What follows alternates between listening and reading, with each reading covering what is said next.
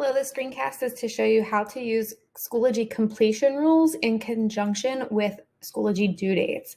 So what I've got right here is a folder of a bunch of different materials that are built out, and now I'm ready to assign both the completion rules and the due dates. So you'll notice right here in my calendar area that I don't have any upcoming assignments or events because there's no due dates associated with anything in this folder.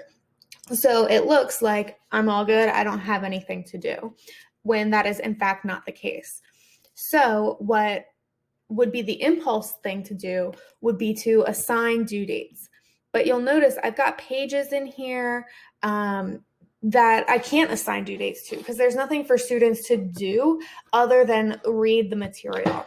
So while yes, I want due dates so that they appear on that calendar, I also want students to go through the entire folder and not just skip to the things that are showing up on their calendar. So that's where the completion rules are going to come in.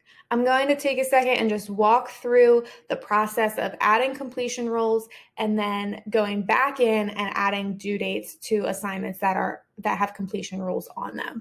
So the first thing I'm going to do is on the little gear icon, I'm going to click on that and select student completion. Now I can add requirements for this folder. So when I click on this drop down, all of my materials in that folder appear here, and I can select what material and what I want students to do. So for pages, they can view the item, and I'm going to do that for all of these. And now I got to a discussion board. So I have a couple different choices. I can have students view the item like I did with the pages, or I can require them to post a comment or a reply, which is what I want to do here. The next thing I have is an assignment. So again, they can view the item, make a submission, or score at least. So for this one, I don't care what they score on it. I just want them to submit something. So I'm going to select make a submission. And then my quiz, I want them to score at least, and this is a 1-point quiz, so I want them to score at least a 1 out of 1. And you could set that up so that they have to score at least 70% or whatever you want before it will show up as complete. And then once I've got this list, I can either click on Save Changes, or I can check this box up here that requirements must be completed in sequential order. So if the order of your folder really matters and you don't want students to skip to number 5 when they haven't done number 1, you can check this box and items will unlock as students complete them. So I won't even be able to have the choice to click on 5 until I've completed 1, 2, 3, and 4. So I'm just going to click on Save Changes, and now you'll see I've got this must complete down here. So this will show up green once I've completed the whole folder and met all of those completion rules. So when I click on here, again, each individual item has what the rule for completion is, and I can also click on student progress to see where my students are in the folder. So if I click, I can see what has been done. This person, it's me, it's just another one of me. I did the basic assignment, but I haven't done anything else yet. So this acts as a really good way to check in with students on their progress. My folder has the completion rules and it shows up here so students know that they have to complete it, and if it isn't green, they know they're not done yet. But I don't have anything in my calendar still, and I want those assignments to show up in my calendar so that students know that they need to plan for it.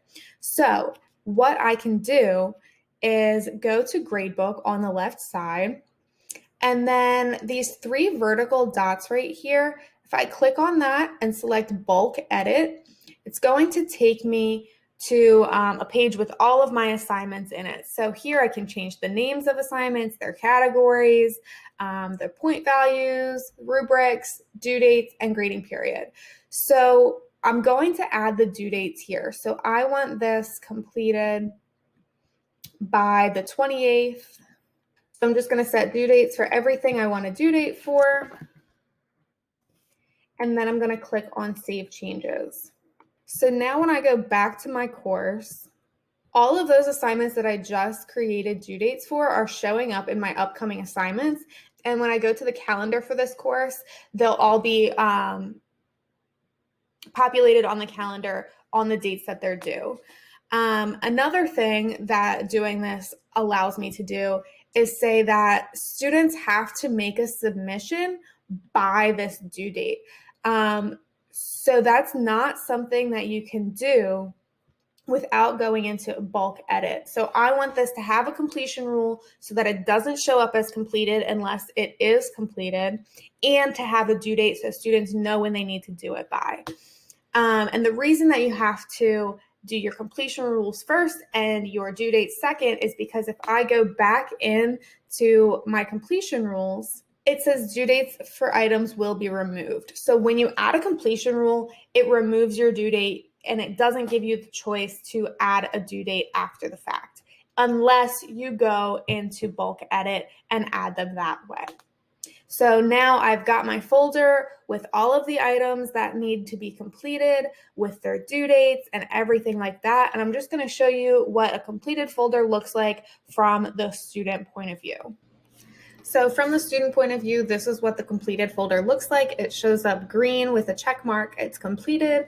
And again, I've still got those assignments in my upcoming assignments, but I know when I look at my folder, it's complete because everything's got those completion rules attached to it. So this is really just to make it easy for students to see what it is they need to complete and exactly when they need to complete it by. So adding completion rules and due dates is really just to set clear expectations for your students and to make it easy for them to organize what they need to do for each of their courses by making assignments show up on their calendar and also having that visual check mark of, yes, I did this in their Schoology courses.